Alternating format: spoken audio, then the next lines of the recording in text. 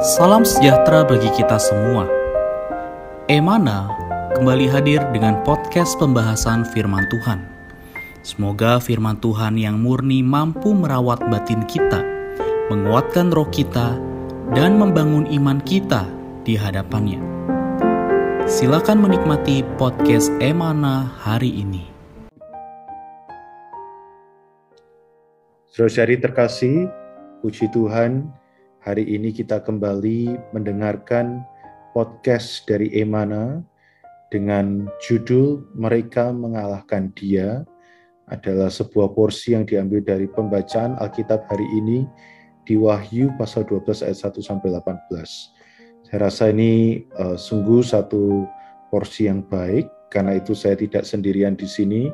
Bersama saya ada Saudara Henry. Puji Tuhan, apa kabar Saudara Henry? Puji Tuhan, Saudara Moses, saya baik-baik, sukacita, amin. Puji Tuhan ya, sudah lama kita tidak berbincang bersama ya, sharing firman. Semoga hari ini bisa memberkati banyak saudara-saudari di dalam Tuhan. Mari kita lihat ayat yang menjadi dasar dari renungan kita ya, podcast kita hari ini. Diambil dari ayat 11 di pasal 12.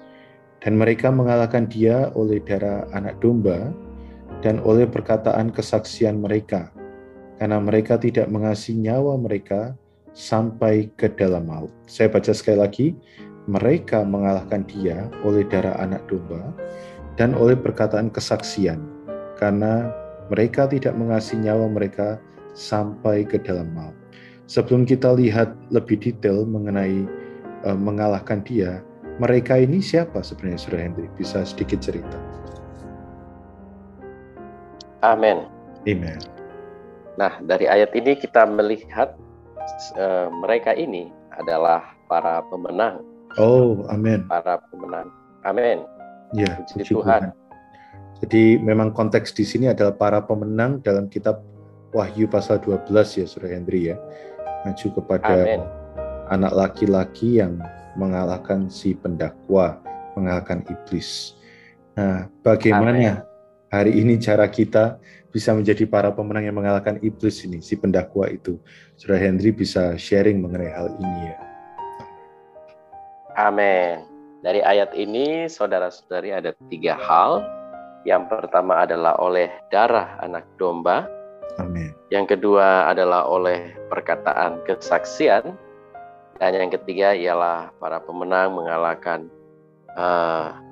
ular tua itu, si pendakwa itu, dengan tidak mengasihi nyawa atau hayat jiwa mereka walau sampai ke dalam maut. Amin. Puji Tuhan.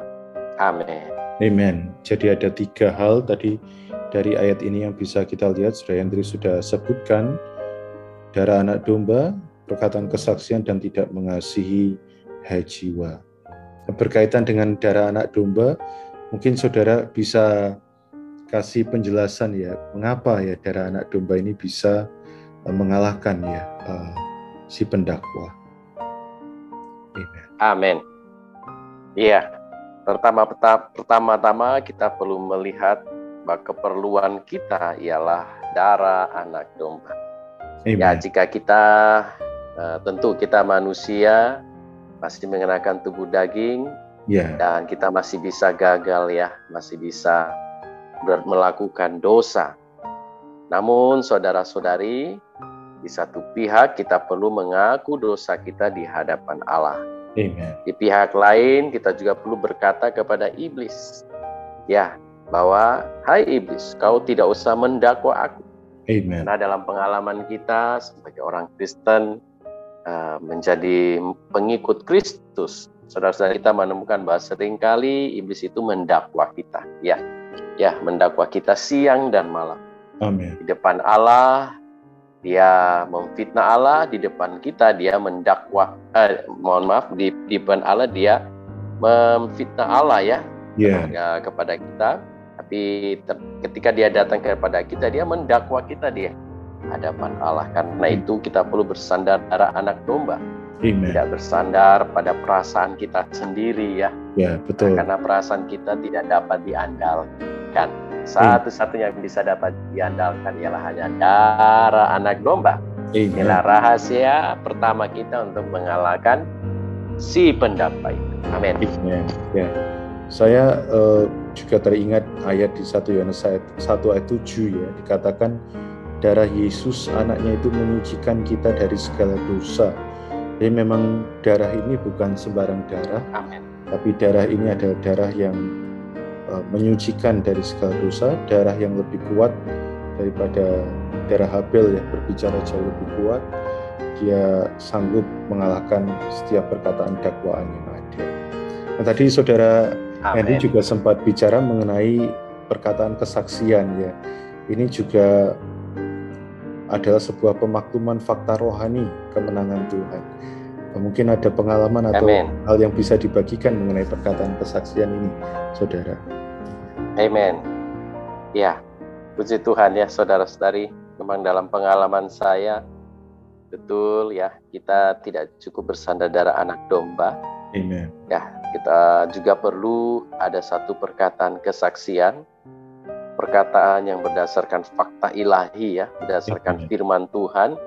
Kita perlu proklamirkan perkataan ini, kesaksian ini khususnya di depan musuh ya. Ya, kita perlu mengumumkan dengan iman tentunya bahwa Yesus adalah Tuhan. Amen. Dan juga kita perlu mengumumkan kemenangan Kristus ya. Amen. Di atas kayu salib, haleluya. Segala dosa kita baik yang lampau sekarang maupun yang akan datang, haleluya, sudah hapus oleh Kristus. Amen. Asal kita mengaku dosa kita mengumumkan Yesus adalah Tuhan dan Kristus sudah menang. Amen. Iblis telah dikalahkan, iblis telah dipermalukan. Amen. Dia tidak ada tumpuan ya untuk mendakwa kita. Nah, ini perkataan-perkataan ini perlu kita ucapkan. Ya. Suatu saat ketika saya berdoa, ya mungkin perkara kecil ya, tapi hal itu bisa dimanfaatkan oleh musuh untuk mendakwa saya. Ya, sehingga saya tidak bisa leluasa ya di depan Tuhan. Akhirnya puji Tuhan saya mempraktekkan ini. Ya, saya mempraktekkan bahwa Tuhan adalah Tuhanku yang sudah menang di atas kayu salib. Iblis nyala. Kau sudah dipaku ya, kau sudah ditanggulangi di atas kayu salib. Kristus sudah menang. Bah, saudara-saudari sungguh berkhasiat ya. Ini bukan isapan jempol belaka, tapi ini betul-betul bisa kita alami dalam pengalaman kita. Puji Tuhan. Puji Tuhan. Saudara-saudari, betul ini merupakan sebuah aspek pengalaman yang real dan subjektif. Saudara-saudari silakan mempraktekkan, mengalami ya, karena ini sekali lagi tadi Saudara Henry tekankan bukan perkara perasaan, ya ini adalah perkara iman ya. Semoga kita bisa melatihnya. Dan terakhir saudara-saudara, kita punya senjata pamungkas nih untuk mengalahkan pendakwa, yaitu pemenang ini tidak mengasihi nyawa mereka sampai ke dalam maut. Wah, ini kayaknya sesuatu yang berat ya bicara ini, tapi mungkin sebenarnya ini bisa diaplikasikan dalam hidup kita, saudara. Bisa jelaskan, saudara, mungkin. Amin. Ya, puji Tuhan, saudara-saudari. Ya. Dua hal. Pertama, yaitu yang pertama oleh darah anak domba dan juga oleh perkataan kesaksian. Ini merupakan dua syarat untuk kita mengalahkan dalam iblis. Namun yang terakhir ini, saudara-saudari, ini adalah tidak mengasihi nyawa atau hayat jiwa kita walau sampai ke dalam maut. Ini adalah sikap kita.